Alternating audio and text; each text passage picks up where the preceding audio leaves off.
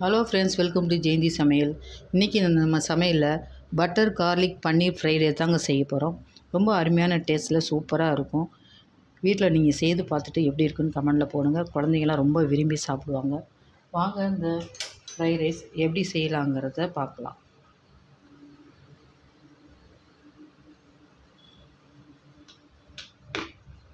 இப்போ fried rice செய்கிறதுக்கு 3 விதமான நான் குடமிளகா கலர் எடுத்து வச்சுருக்கேன். Red, yellow, green. இது ஃபுல்லாக போட வேணாம், கொஞ்சம் கொஞ்சம் போட்டுக்கலாம். ரொம்ப அதிகமாக போட்டிங்கனாலும் நல்லா இருக்காது, அதனால் கொஞ்சம் கொஞ்சம் போட்டுக்கலாம். பாதி அளவு போட்டுக்கோங்க. ஒரு கலர்ஃபுல்லாக நல்லாயிருக்கும். இந்த மாதிரி கலர் கலராக போட்டிங்கன்னா.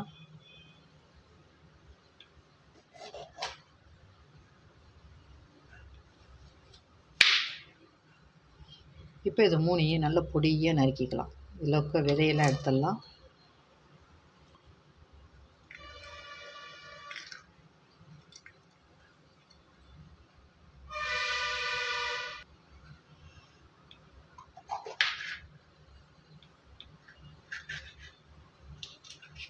நல்லா குட்டி குட்டியாக நறுக்கிக்கோங்க. நம்ம வந்து அரை வேக்காடு செய்கிறனால பெருசு பெருசாக நறுக்கினீங்கன்னா ரொம்ப நச்சுன்னு இருக்கும். அதனால் குட்டி குட்டியாக நறுக்கிட்டிங்கன்னா நல்லாயிருக்கும்.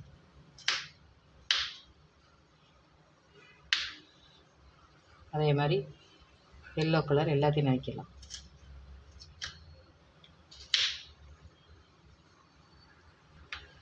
இப்போ 3 குடமிளகா கலரையும் நம்ம நறுக்கியாச்சு. அடுத்து வந்து வெங்காயத்தை நறுக்கிக்கலாம். ஒரே ஒரு வெங்காயம் எடுத்துக்கோங்க.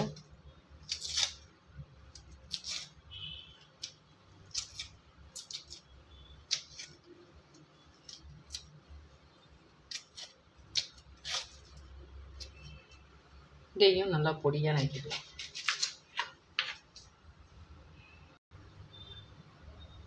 ஒரு பாதி வெங்காயம் மட்டும் எடுத்துக்கிட்டேன் நான். அடுத்து பார்த்தீங்கன்னா ஒரு 10 பீன்ஸை வந்து பொடியாக நறுக்கி வச்சுருக்கேன். ஒரே ஒரு சின்ன சைஸ் கேரட்டு, கொஞ்சோண்டு முட்டைக்கோஸ் எடுத்துருக்கேன். அப்புறம் பார்த்திங்கன்னா ஒரே ஒரு பச்சை மிளகாவை பொடியாக நறுக்கி வச்சுருக்கேன். பூண்டு வந்து கொஞ்சம் அதிகமாகவே எடுத்துக்கோங்க. ஒரு 10 பெரிய பல் பூண்டு எடுத்து நல்லா பொடியாக நறுக்கி வச்சுருக்கேன். இதெல்லாம் இப்போ ரெடி பண்ணிட்டோம்னா நமக்கு வந்து ஈஸியாக இருக்கும். எப்படி இருக்கட்டும். அடுத்து பார்த்தீங்கன்னா பன்னீரை வந்து கட் பண்ணிடலாம். நம்ம பன்னீர் போட போகிறோம். பன்னீர் கொஞ்சம் பொடி பொடியாக கட் பண்ணி எடுத்துக்கலாம். இதை எப்படியே தள்ளி வச்சுட்டு நம்ம இங்கேயே கட் பண்ணிடலாம். இதையும் நல்லா குட்டி குட்டியாக கட் பண்ணி எடுத்துக்கோங்க. உங்களுக்கு எவ்வளோ வேணுமோ போட்டுக்கலாம். ஃபுல்லாக வேணுனாலும் போட்டுக்கோங்க. நான் வந்து இதை பாதி தான் எடுத்துக்கிறேன். ஏன்னா நான் ஒரு கிளாஸ் ஒரு 200 கிராம் அரிசிக்கு தான் நான் செய்ய போகிறேன். அப்போ நம்ம அதுக்கு தகுந்த மாதிரி தான் போடணும். நிறைய காய்கறி எதையும் போட்டிங்கன்னா அப்புறம் சாதமே இருக்காது, வெறும் காயாக தான் இருக்கும். இந்த மாதிரி பொடியாக கட் பண்ணிக்கலாம்.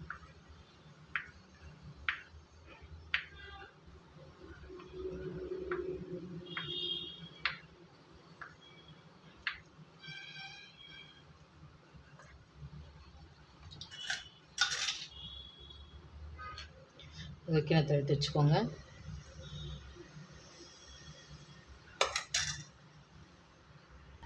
அடுத்து ஸ்ப்ரிங் ஆனியன் கொஞ்சம் கட் பண்ணி எடுத்து வச்சுக்கலாம். இந்த கீழே வந்து நம்ம கட் பண்ணி வச்சுக்கோங்க. சிசர் இருந்தால் சிசர்லேயே கட் பண்ணலாம், இல்லாட்டி கத்தியில் வந்து பொடியாக கட் பண்ணி எடுத்துக்கோங்க. ஸ்ப்ரிங் ஆனியன் இல்லைன்னா கூட பரவாயில்ல, இருந்தால் அந்த நம்ம ஹோட்டலில் சாப்பிட்ற அந்த டேஸ்ட் நம்மளுக்கு கிடைக்கும். அதுக்காக தான்.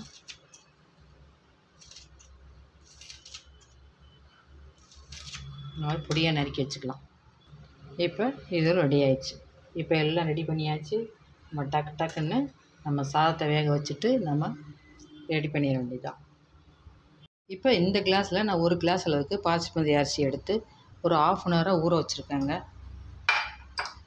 தண்ணி ஊற்றி நல்லா ஊற வச்சாச்சு.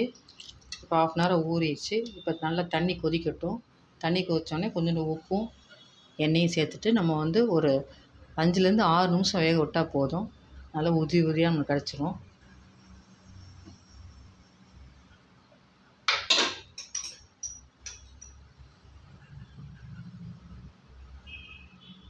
கொஞ்சோண்டு உப்பு சேர்த்துக்கோங்க.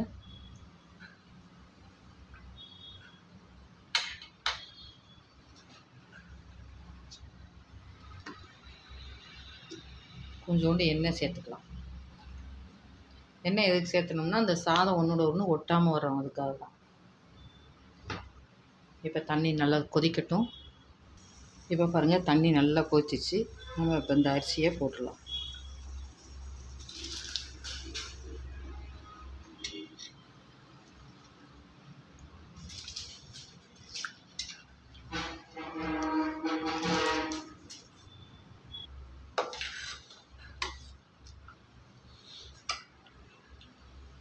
ஒரு 10 நிமிஷத்துக்குள்ளேயே வெந்துடும்.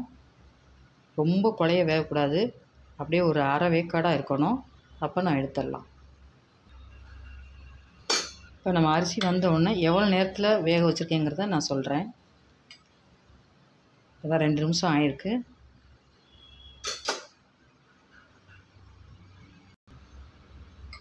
இப்போ பாருங்கள், நல்லா வெந்துருச்சு. ஒரு அரை வேக்காடு அளவுக்கு வெந்திருக்கு. சாதத்தை பாருங்கள் எவ்வளோ நீளமாக இருக்குன்னு. இப்போ நம்ம வந்து ஒரு வடிகட்டில் நம்ம தண்ணியை வடித்து வச்சிடலாம். பாருங்கள், இந்த மாதிரி ஃபில்டரில் நம்ம வடித்து வச்சிட்டோம்னா அப்படியே பொழுன்னு இருக்கும். இப்போ அது ஒரு தட்டு போட்டு மூடி வச்சிடலாம். அப்போ நல்லா அந்த சாதம் வந்து சாஃப்டாக இருக்கும். அதே சமயத்தில் குழஞ்சி போகாது, சாஃப்டாக இருக்கும். பாருங்கள், அடியில் இந்த தண்ணியை வச்சுருக்கேன். இப்போ இதை எடுத்துகிட்டு ஒரு தட்டு போட்டு மூடி வச்சிடலாம். இது இப்படியே இருக்கட்டும். இப்போ நம்ம வீட்டில் வந்து ஹோட்டல் இருக்க மாதிரி இந்த இரும்பு இது கடாயி அந்த மாதிரிலாம் இருக்காது இல்லையா? கையில் எப்படி பிடிச்சி வச்சு இப்படி பண்ணுவாங்க, அந்த மாதிரிலாம் கிடையாது. நம்மகிட்ட நல்ல அடிக்கனமான ஒரு கடாய் எடுத்திருக்கேன். கொஞ்சம் பெருசாகவும் எடுத்திருக்கேன். அப்போ உங்களுக்கு கிளறதுக்கு ஈஸியாக இருக்கும். இப்போ கொஞ்சம் பட்டர் சேர்த்துக்கலாம்.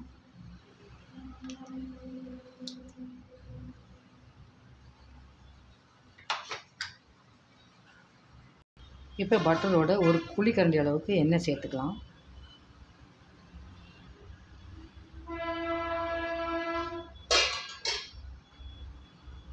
இப்போ ஃபஸ்ட்டு கார்லிக் சேர்த்துடலாம். இந்த பூண்டு தாங்க வந்து இந்த ஃப்ரைட் ரைஸ்க்கே வந்து நல்ல ஒரு மனம் கொடுக்குறது. அதனால் கொஞ்சம் நிறையவே சேர்த்துக்கோங்க. இது நல்லா வதங்கட்டும்.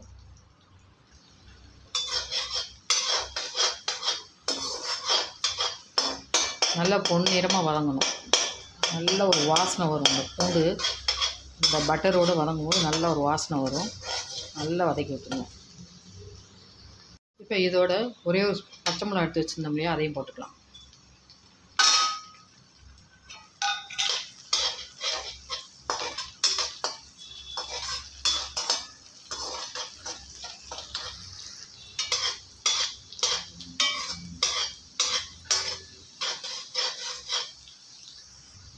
இப்போ பாருங்கள், பூண்டு வந்து நல்லா கலர் மாறிடுச்சு. இப்போ நம்ம காய்கறியெல்லாம் சேர்த்துடலாம்.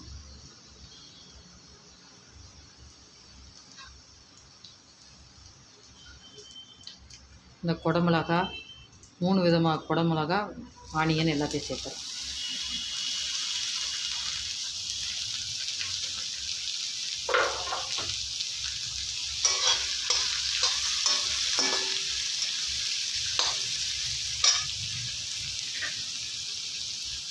அடுத்து இந்த காய்கறியும் சேர்த்துடலாம்.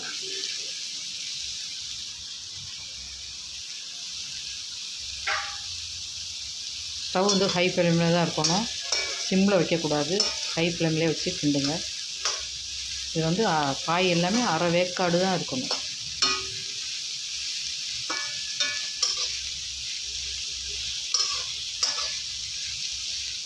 இப்போ இந்த காய்க்கு தேவையான உப்பு சேர்த்துடலாம்.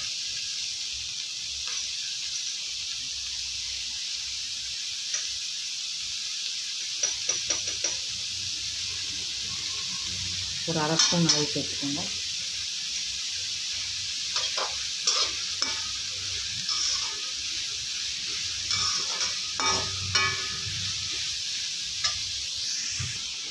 இப்போ ஒரு ஸ்பூன் சில்லி சாஸ் சேர்த்துக்கலாம்.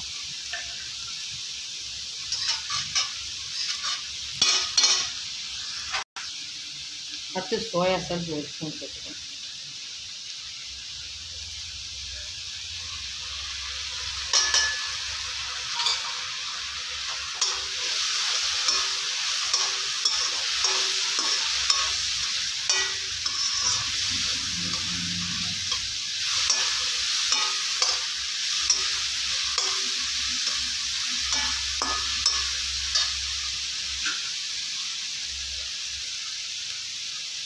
இதோட பன்னீர் சேர்த்துக்குங்க.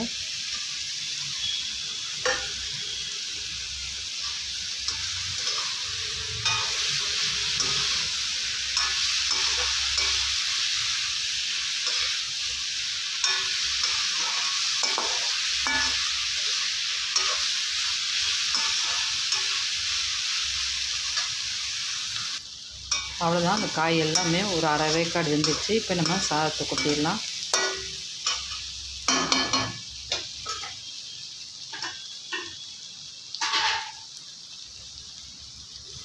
அந்த சாதத்தை கொட்டிடணும்.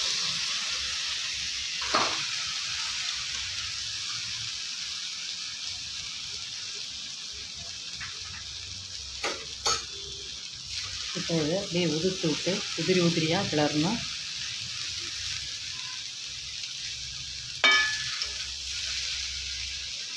இப்படி தான் கிளறணும். இப்படி போட்டு இப்படி பண்ணக்கூடாது, இப்படி தான் கிளறணும்.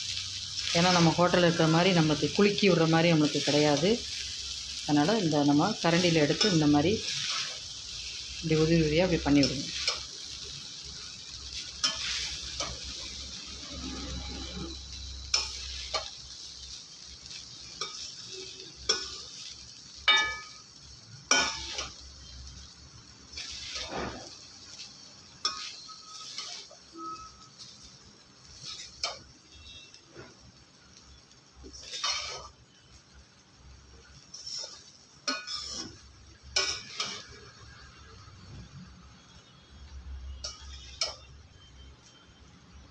இப்போ நம்ம சாதம் போட்டோடனே கொஞ்சம் அந்த சாதத்துக்கு சேர்த்து உப்பு போட்டுருங்க.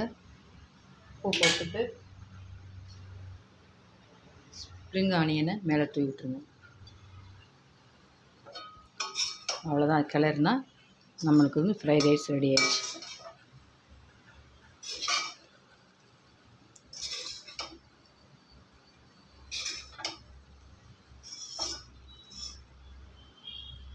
இப்போ நம்ம ஸ்டவ் ஆஃப் பண்ணிடலாம்.